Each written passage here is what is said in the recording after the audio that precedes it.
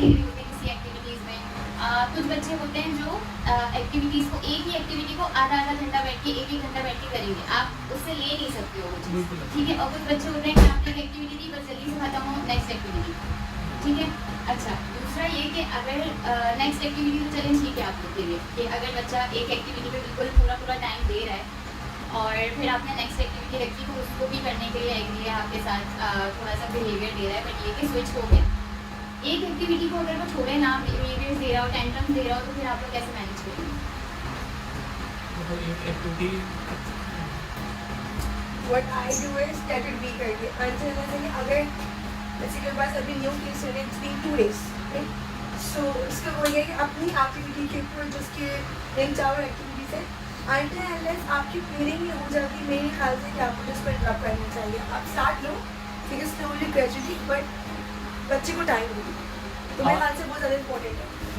इनका जो होता है एक्सटेंशन का एक टर्मिनोलॉजी होती है कि जब तक बच्चा अपने बिहेवियर की पीक पे नहीं जाएगा तब तक उसका रिग्रेशन नहीं आएगा, तो जब तक वो अपने पीक पे ना पहुंचे तब तक हम उसे आगे छेड़ेंगे तो वो ट्रिगर हो जाता है, एक्सटेंशन बर्स्ट भी हो जाता है, बिल्कुल ऐसे। तो आप कितना उसको कर सकते हैं, इग्नोर करके कितना इग्नोर करेंगे? मतलब ये नहीं बस उसको जो हमारी प्रैक्टिस में होता है वो ये होता है कि हम उसे उतना टाइम देते हैं, जैसे हमारा अगर 30 मिनट्स का सेशन होता है ना, तो उसमें एक एक्टिविटी को मतलब कितना लेगा, 10 मिनट 15 मिनट लेगा, इससे ज़्यादा नहीं लेता। मेरे पास जो मोस्टली केसेस आते हैं, तो फिर ये कि उसको उतना टाइम अगर नहीं देते ना तो मोस्टली वो ट्रिगर हो जाते हैं। जो हाइपर बच्चे होते हैं जिनके एक्सट्रीम लेवल बिहेवियर इश्यूज होते हैं, तो मोस्टली ट्रिगर हो जाते हैं, तो इसलिए उनको हम उतना टाइम देते हैं कि वो अपनी ट्रैक पे आ जाएंगे। अगर डिस्ट्रैक्ट हो रहे होते हैं तो उन्हें एक वॉक लगाने का, ये जैसे होता है ना कि अपना टाइम दीजिए, रूम को जैसे हम बंद रखते हैं तो रूम में एक टाइम देते हैं कि आप अपनी वॉक कर लो, 2-3 राउंड लगा के वो फिर खुद बैठ जाता है बच्चा। तो ये चीज़ भी आपको उसको सिखानी पड़ती है ना? बिल्कुल बिल्कुल। कैसे? एक्सपेक्टेड एनवायरनमेंट बनकर चीज़ें प्रोवाइड करेंगे बच्चे को, जैसे सिर्फ एग्जाम्पल मैंने बोला कि मैं सिर्फ रेडी वाई डू इज, अगर बच्चा फिक्स है किसी एक ऑब्जेक्ट के ऊपर, bubble blowing is one of the best कि ज़्यादा बच्चा जो उसमें वो बोला व्हाट आई डू इज मैं उसको स्टार्ट कर देती हूँ। एंड और भी पता है वी हैव शेल्फ्स, बच्चों ने मतलब कि शेल्फ्स की और क्या चीज़ है, हम एक्सप्लोर के बाद नीचे हर चीज़ फ्लोर के पास तो फ्लोर टाइम दे देती हूँ 110%। बस माई एक्सपीरियंस है इसके बच्चा शफल शिफ्ट हो जाता है। विजुअल कार्ड्स का किसी ने जिक्र नहीं किया यहाँ पे। किसका? विजुअल कार्ड्स ना, विजुअल कार्ड्स का जिक्र किसी ने नहीं किया। बट बोले थे कि सारे बच्चे की लाइक अगर मैं नोट की बात करूँ कि विजुअल कार्ड्स वंस एक प्ले करते हैं, लेकिन what it is modules and models are very important because visual card में बच्चा इतना इंटरेस्ट नहीं करता जितना जो है वो मॉडल्स में है। जो मतलब एक 30 मिनट्स का जैसे एक टेड होता है सेशन है ना, तो उसमें विजुअल कार्ड्स हम यूज तो कर सकते हैं, लेकिन बच्चा मतलब उस चीज से इतना ज्यादा हो कि वो करेंगे, प्रैक्टिस में इतना ना होता नहीं है। होता है, हम लोग हमारे यहाँ इतना मतलब जो है टू वाले इतने ज्यादा प्रैक्टिस में नहीं होता, और ये चीज होती है कि मतलब चीजों को आपको खुद ही कैटर करना आ जाता है, मतलब ये कि विजुअल कार्ड दिखाएं और बच्चा बिल्कुल उसी पे रिस्पॉन्ड करे, ये चीज इतना ज्यादा नहीं होता।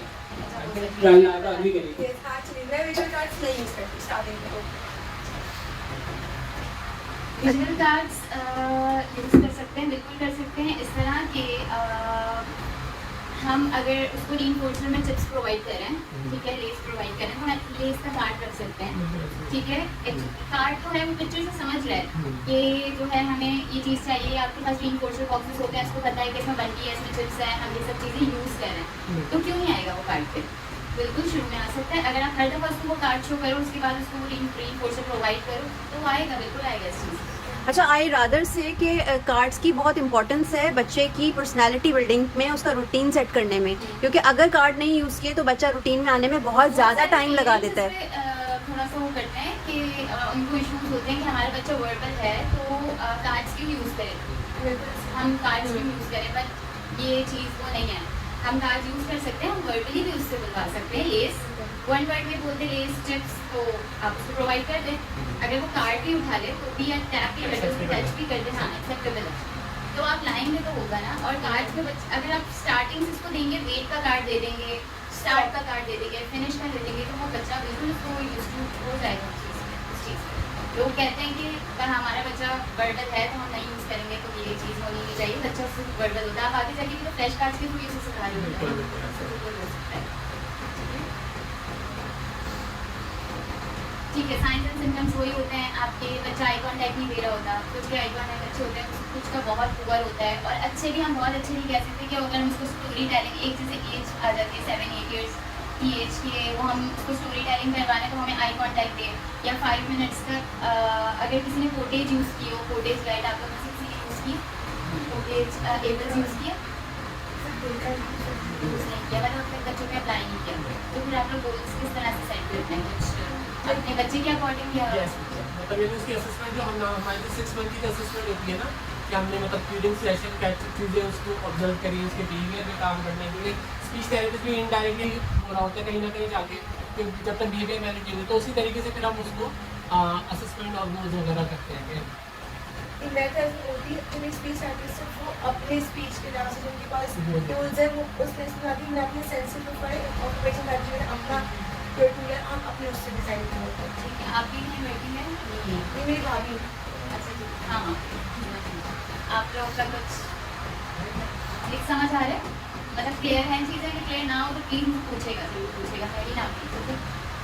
अच्छा, सबसे पहले तो मैं ये बोलूँगी कि सिर्फ प्रॉपर एक टूल को यूज़ करें, प्रोवाइड करते हैं, ऐसा तो नहीं है कि नहीं प्रोवाइड करता, आपको हर जगह एबल्स मिल जाएगी, मतलब हर जगह, मतलब आप लोग जब गोल्स बनाते हैं तो मतलब हर दफ़ा असेसमेंट होता है या एक दफ़ा हर असेसमेंट दफा असेसमेंट नहीं होता, 1 साल के बाद दोबारा असेसमेंट होता है, और एक्चुअली हमें ये तो पता चले 1 साल से हमारे पास बच्चा आ रहा है तो उसके अंदर कितनी चेंज आई है, लैंग्वेज की एज अगर इसकी हमारे पास वो 3 ईयर्स का था, लैंग्वेज एज हमारे पास 1 ईयर की आई है, और हमने उसके गोल्स देखते हुए 1 ईयर से उठा लिए, या 1 ईयर से थोड़े पहले से उठाए हमने उसके गोल्स, 8 मंथ से उठा लिए, और 8 मंथ से लेकर हमने उसके 1 ईयर 1.5 ईयर्स तक के गोल्स उठा लिए। ठीक है, हमने वो सिलेक्ट किए गोल्स, उस पर 1 साल पूरा या 6 मंथ्स में हमने अप्लाई किए, उसके बाद 6 मंथ्स में हमने दोबारा गोल्स चेंज किए, जो हमारे अचीव नहीं हुए हैं वो दोबारा हमने इसमें इंक्लूड किए, उसके बाद 1 ईयर के बाद आपने रीअसेसमेंट करवाया, तो एक्चुअली हमें उसमें पता चलेगा कि कौन सी चीज़ें उसकी अब उस एज की थी, लाइक अगर 1 ईयर आ रही तो हो सकता है 1.5 हो गई हो उसकी लैंग्वेज एज, हो सकता है रिसेप्टिव एज अगर उसकी 2 थी तो अब 3 हो गई हो, या 2.5 हो गई हो, 2.8 हो गई हो, तो फिर हमें कैसे पता चलेगा। और लैंग्वेज मैं फोटेज और एबल्स की बात इसलिए कर रही हूँ, कोई मतलब फॉर्मल टूल्स नहीं है, लेकिन इसको फॉर्मल टूल्स हम नहीं देंगे क्योंकि अब हम सबके पास अवेलेबल है, सबके पास अवेलेबल है, और देखी होगी शायद, जी देखी तो है, आप देखी होगी, ठीक है, तो फिर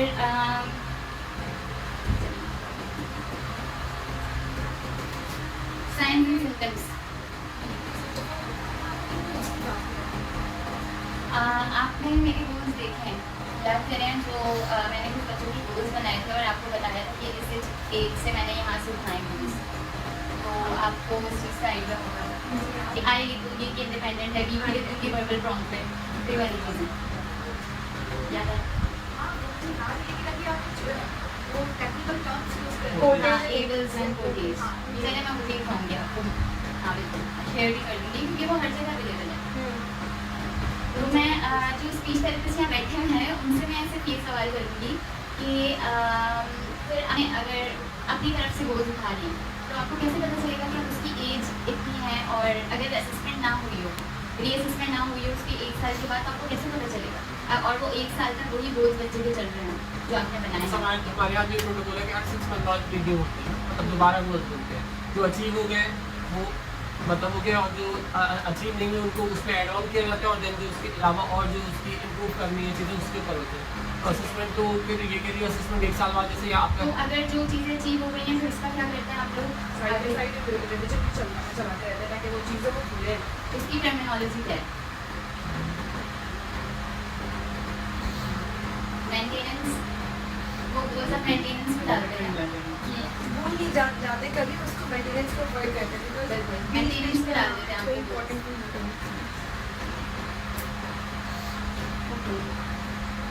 अच्छा सही, बस एक क्वेश्चन है मेरा कि जैसे मेरे पास केस आया है कि एक बच्चा जो है वो बहुत हाई फंक्शनिंग बच्चा, एज क्या है, बहुत उसकी एज होगी 13-14 ईयर होगी, हाँ एडोलेसेंट में था ना, तो अच्छा बिहेवियर बहुत मैनेज है उसके, और वो मतलब उसमें सिर्फ फीचर्स हैं ऑटिज्म के कुछ एक आध ना, सिम्टम सॉरी, तो अच्छा तो पेरेंट का ये कंसर्न है कि मेरे बच्चे को ऑटिज्म मतलब थोड़ा मतलब इसके साइंस आए, तो वो उन्हें मेन स्ट्रीम स्कूल में डालना चाहिए ना, बनिस्बत इसके कि बच्चा जो है एक ऑटिज्म सेंटर में आए, तो इस तरीके से तो उसके मतलब वो जो चीज़ें उसके लिए वो एलिजिबल नहीं है। तो फिर इस तरीके से अगर ऐसा किया जाता है तो पेरेंट को हम कैसे काउंसिल करें कि भाई अब आपको बच्चे को ऑटिज्म सेंटर की नहीं बल्कि वो उसको ऐसी जगह की ज़रूरत है कि मतलब भाई आप जाओ और मतलब वो और पेयर्स के साथ इंटरेक्ट करेगा तो उसकी थोड़ी इंटरेक्ट बढ़ेगा।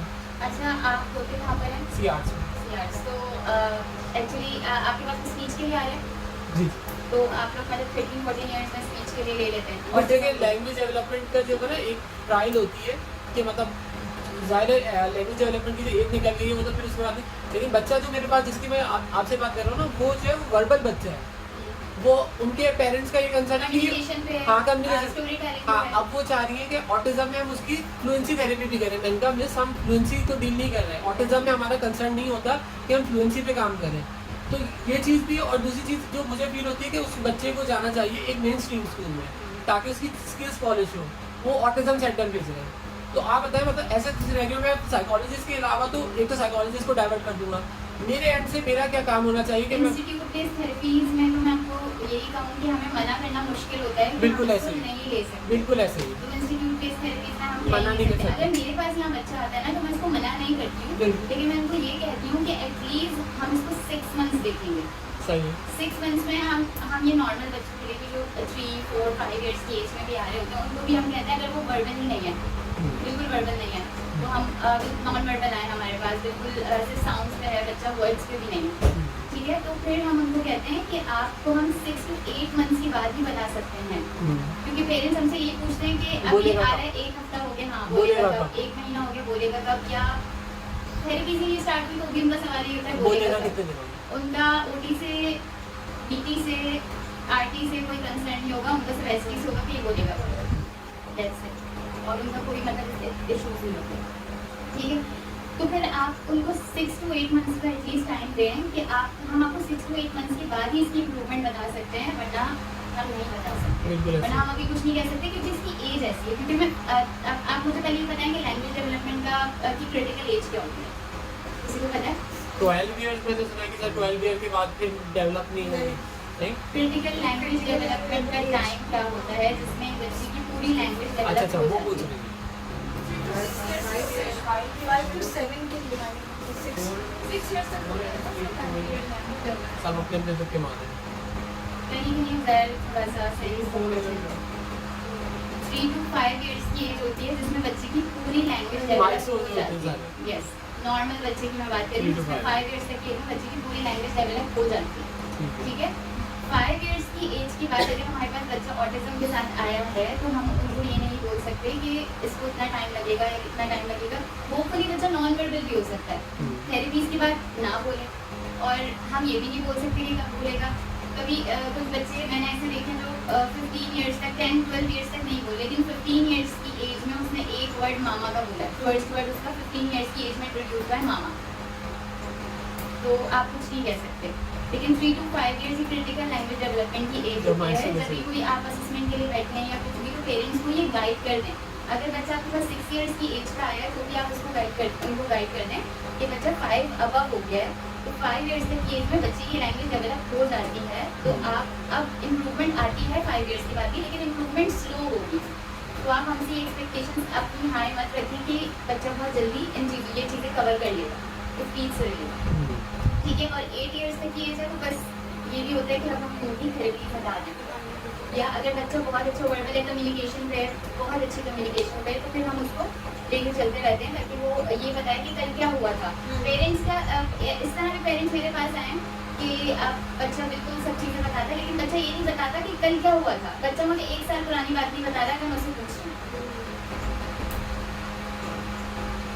बच्चा ऑटिज्म के लिए हम ये नहीं कह सकते कि 1 साल पहले क्या हुआ था वो हमें बताए, कि लास्ट ईयर अगर हम वहाँ गए थे तो वहाँ पे क्या हुआ था, आपने क्या किया था। तो ऑटिज्म के साथ जो होगा वो नहीं बता सकता। बहुत मुश्किल है कि वो कल का भी आपको बता दे, वो भी बहुत प्रॉपर उससे बता दे कि कल हम गए थे या नानी क्या गया था, मैं वहाँ से आया, मैं इतने बजे सो गया या कुछ भी।